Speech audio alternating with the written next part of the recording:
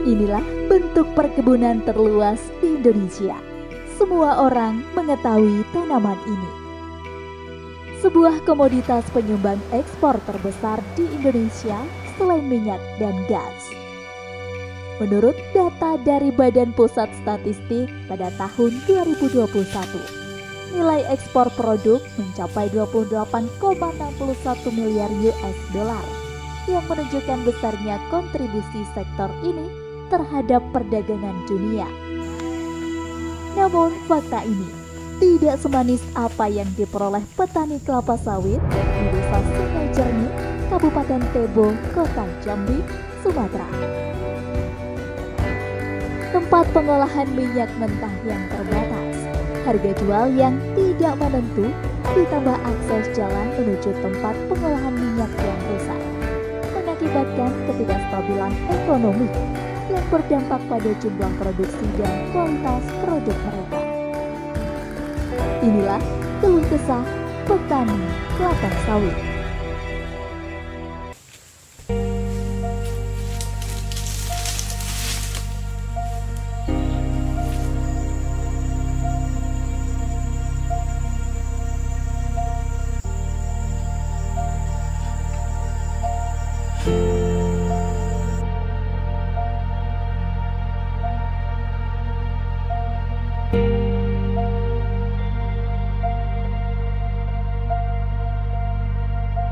Perkenalkan, nama saya Suwarto, umur 55 tahun.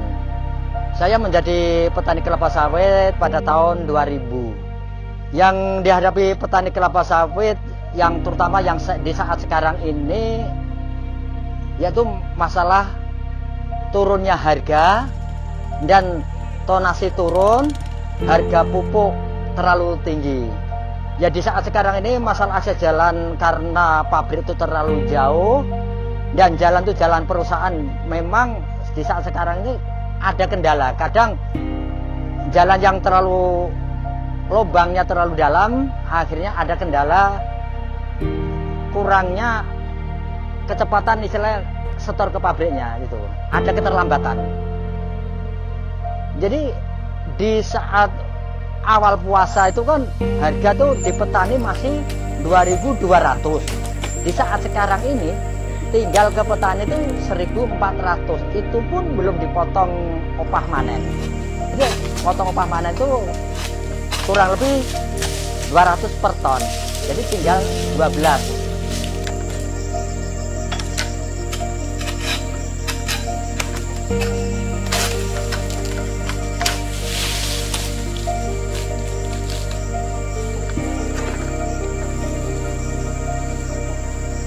Jadi gini, ya kalau untuk bayar upah panen ya bisa, untuk pupuk istilah ya bisa, cuman harga pupuk terlalu tinggi. Harga pupuk NPK Mutiara sekarang ini kurang lebih 950.000.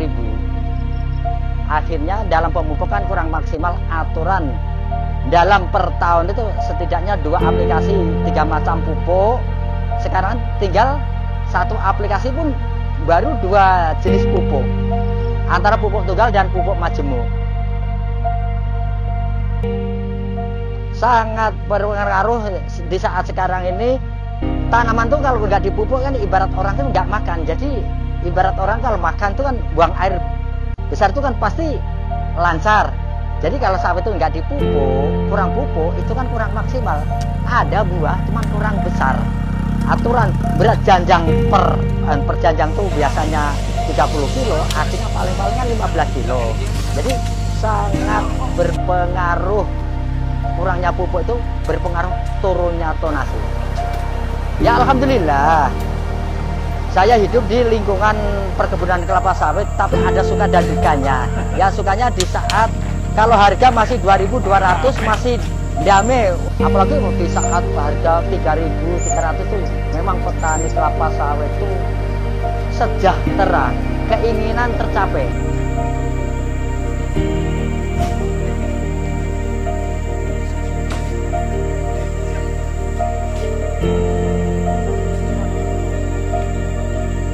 Di Desa Sungai Jernih ini mayoritas 99% adalah petani kelapa sawit.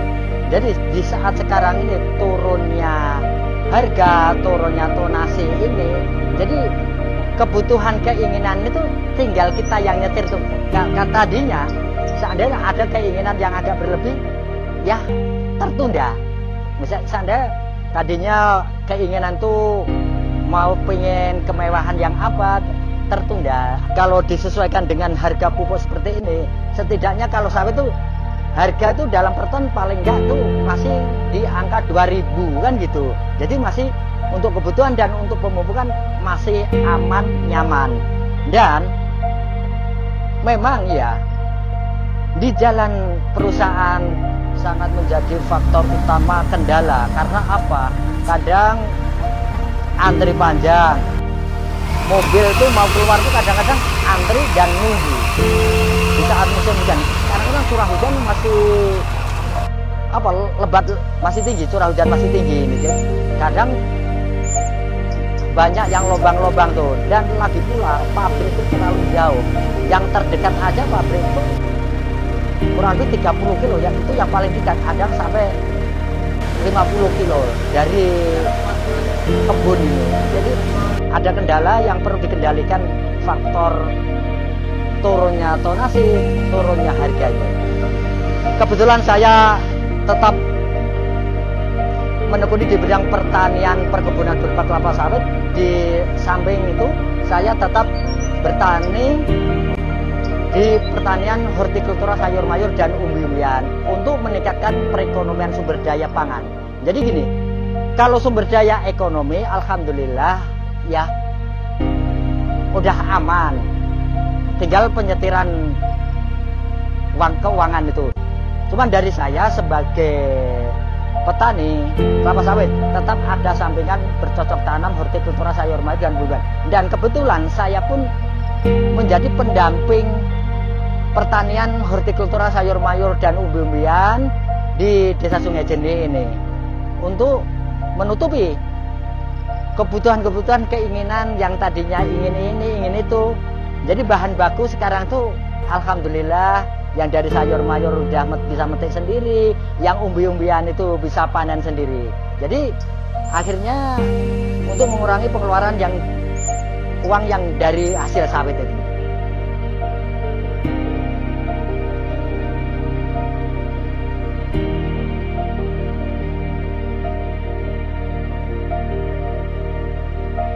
Kan nama saya Catur Wibowo, umur saya 23 tahun.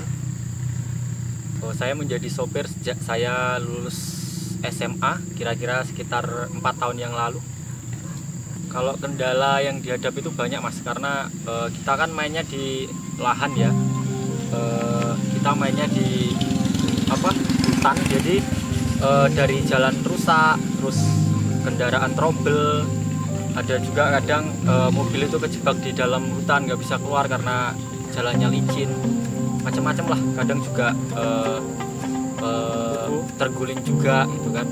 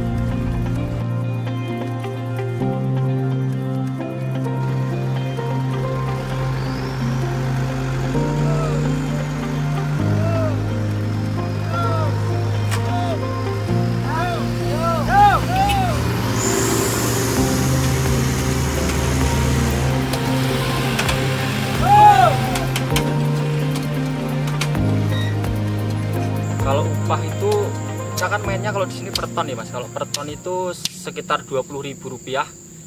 Itu 1 ton untuk 1 hari biasanya nggak pasti sih. Kadang dapat 6 ton, kadang dapat 12 ton. Jadi gimana ya, nggak bisa jadi patokan karena setiap hari itu berbeda-beda gitu loh. Kalau untuk harga sawit ya Mas, karena harga sawit itu kan setiap tahun atau mungkin setiap bulan itu mengalami naik turun terus gitu loh.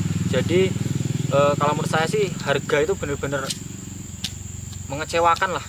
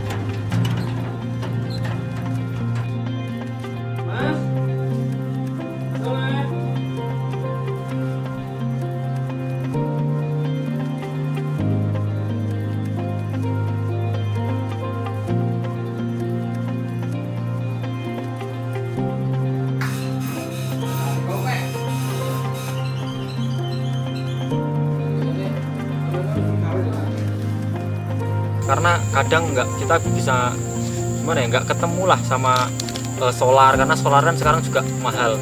Jadi kadang tuh nggak ketemu. Kalau untuk harga itu masih terlalu minim lah, di bawah standar. Cuman kalau masih di atas 1.500 itu pas lah, nanti kita tomboknya nggak banyak-banyak. Kalau biasanya beragam kalau untuk penurunan harga. Biasanya kalau dari faktor musim, dari faktor jalan, kadang dari faktor CPO-nya itu nggak bisa dijual keluar, itu mempengaruhi juga. Tapi yang pasti turun itu setelah Lebaran, karena mungkin stok dari buah sawit itu banyak dan pabrik itu kan terbatas juga untuk produksinya. Itulah mungkin yang membuat harga itu turun. Sama kadang permainan dari toke-toke juga mempengaruhi harga. Jadi toke itu sesuka hati dia karena tidak ada saingannya. Mas juga karena dari sini ke pabrik itu kan jauh juga, itu juga menyebabkan permainan harga di sana.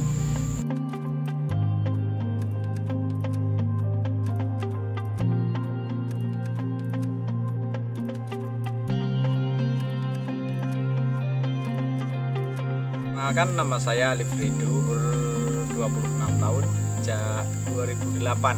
Kesulitan saya jika kadang menemu buah besar, kadang juga akses jalan di lahan rusak, bisa terjadi roboh di jalan. Itu yang membuat kami susah. Kalau upah 1 tonnya kami dapat upah 30.000 per ton. Sehari nggak pasti juga, tergantung buah. Kalau buah di lahan banyak bisa sampai 11 ton, 10 ton. Tergantung buah lahan. Menimbulkan hal-hal yang tidak diinginkan. Jalan itu kan tumpah, pasti tumpah itu buah kan. Harus muat lagi 2 kali. Harus kerja lagi. Biasanya kalau jalan enak udah nyampe rumah, ini harus rubuh di jalan, muat lagi, harus nguras jalan lagi. Kalau gitu ya, pas musim hujan. Langsung aja, Bud. Langsung aja.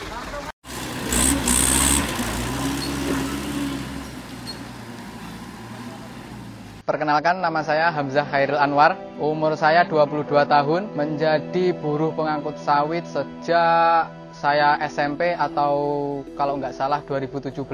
Dulu pada awalnya saya membantu orang tua, contohnya pas hari Minggu itu, saya membantu orang tua ke kebun, manen sawit, mengangkutnya. Kendala itu ada 2. Yang pertama, akses jalan. yang kedua itu BBM atau minyak untuk motor, karena kalau di pelosok di tempat kita ini, desa-desa ini, minyak mahal. Seperti contoh di sini Pertamax harganya 16 liter, sedangkan untuk memanen atau mengangkut itu membutuhkan kurang lebih 2 liter. Kalau untuk akses jalan itu ada dua ya.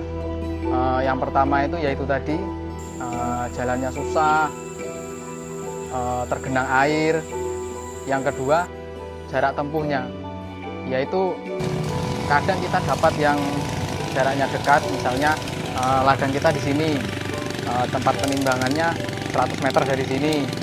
Ada juga yang ladangnya di sini, tempat penimbangannya itu hampir 2 kilo sampai 3 kilo. Kalau pulang itu biasanya bisa ditentukan juga dari berapa luas lahan yang kita panen. Misalkan kita panen lahan sawit 2 hektar. Jarak untuk mengangkutnya menuju ke tempat penimbangan itu kita ambillah 2 kilometer lah ya. Itu biasanya berangkat jam 7 pagi, jam 1 atau jam 2 siang itu biasanya udah selesai.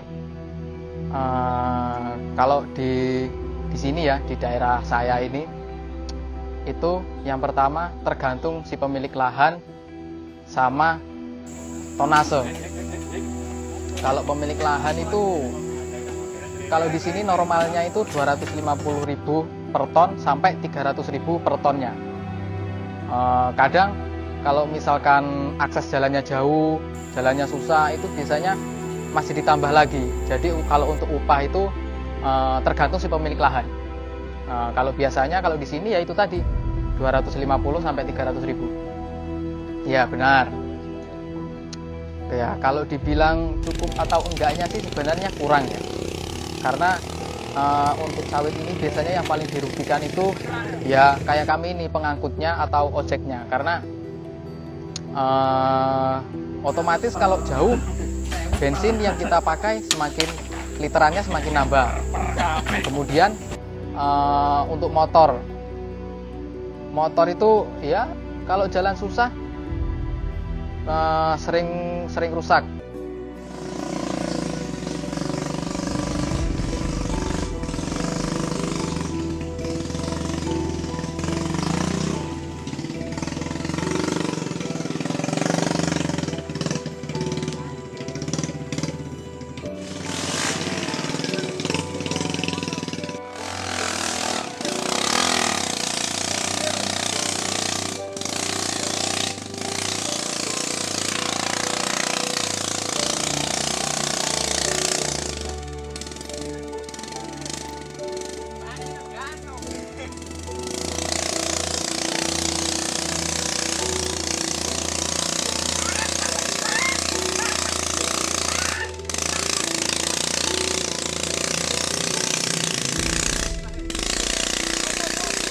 Untuk kerusakannya itu ya contohnya kelaharnya pecah, bannya bocor. Kadang kalau kita dapat yang berlumpur-lumpur, businya bisa mati. Ya kalau menurut saya sih cukup nggak cukup ya.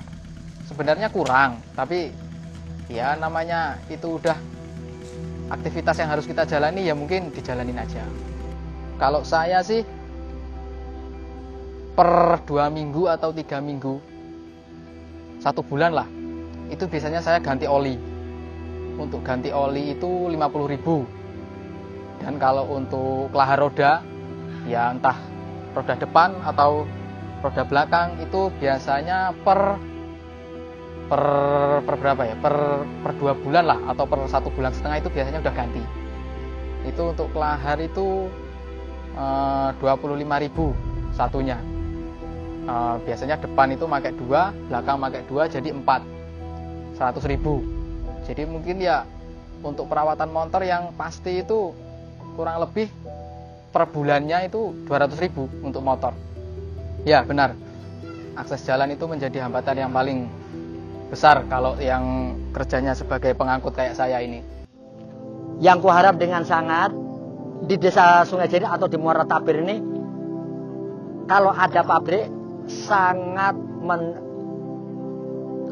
mendukung dan sangat untuk meningkatkan perekonomian. Karena apa? Yang tadinya harga segitu itu kan kena potongan fee armada kan terlalu tinggi kan gitu. Kalau dekat pabrik kan kadang bisa dijual sendiri dan mungkin bisa meningkatkan perekonomian juga kan gitu. Kalau harapan saya sih sebagai sopir